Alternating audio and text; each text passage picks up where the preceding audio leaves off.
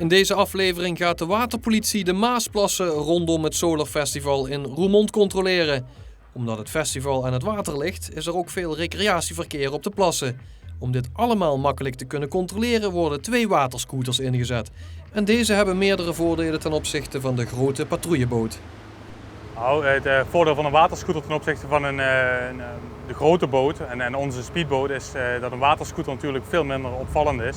En de excessen van snelheid zijn bijna niet met de grote boot of met de speedboot eruit te halen. En daarvoor heb je een waterscooter nodig. Dat is het voordeel daarvan. Een waterscooter gaat boven de 100 km per uur. En accelereren we van 0 tot 100 in ongeveer 4 seconden. Om als agent op de waterscooter werkzaam te kunnen zijn, moeten de agenten een speciale training volgen. Omdat het fysiek erg zwaar werk is, wordt er getraind in diverse weersomstandigheden. De agenten leren ook hoe ze het beste met hoge snelheid over de golven van andere boten moeten varen, als ze snelle boten moeten achtervolgen. Het is niet te doen om met het grote schip of met die andere speedboot erachteraan te gaan. Kijk, omdat een waterscooter zo snel accelereert, blijf je met dit schip ver achter. En een waterscooter is vrij snel trailerbaar. Dus als je achter een andere waterscooter aan zou gaan, is een hele grote kans dat die natuurlijk wegkomt. Je zet hem op een karretje achter een auto en je bent weg. Deze waterscooters ben je er meteen bij. Dat is het voordeel daarvan. Doordat de waterscooters niet opvallen, worden er vandaag flink wat snelheidsduivels bekeurd. En niet alleen zij bewijzen hun dienst. Ook de agenten op de P97 betrappen een boot die met hoge snelheid de Zuidplas binnenvaart. Lang genoeg, maar ik voer daar al hard. Dat hele stuk heb hij hard gevaren, dus ik krijg gewoon een prent. Daar komt hij aan. Ja. Begin je hem aan? Ja, ja, is goed. Ja. Vaart hij maar om. Andere zijde.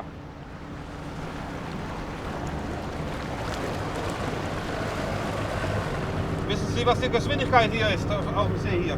9 km/h. Ja, aber Sie haben da viel schneller gefahren. Wir waren da, wir haben schon da fahren sehen und da in die Ecke, da haben Sie die Geschwindigkeit zurückgenommen. Stimmt. Ja, Sie haben recht. Notauslöser haben Sie den auch? Das ist ein schnelles Motorboot, ne? Ja, habe ich. Wo? Hier. Ja, ist in Ordnung.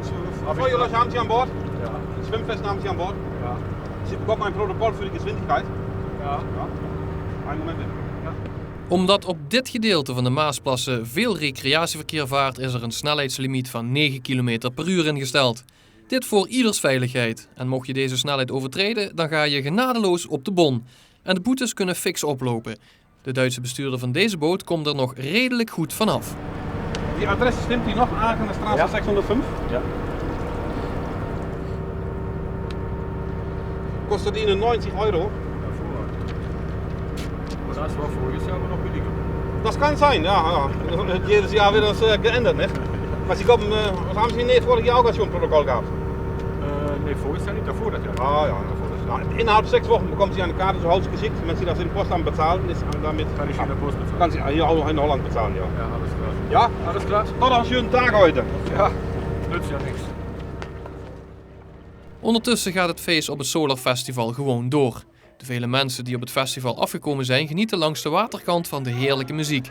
De waterscooters kunnen na een effectief dagje weer op de trailer geladen worden en gaan op naar de volgende inzet elders in de provincie. Een van de agenten krijgt nog een charmante opmerking van een jonge dame. Je hoort er bij een politieman. Oh, jammer. Jammer. In de volgende aflevering staan we stil bij een grote ergernis van vele mensen. Zwerfafval langs de Maas.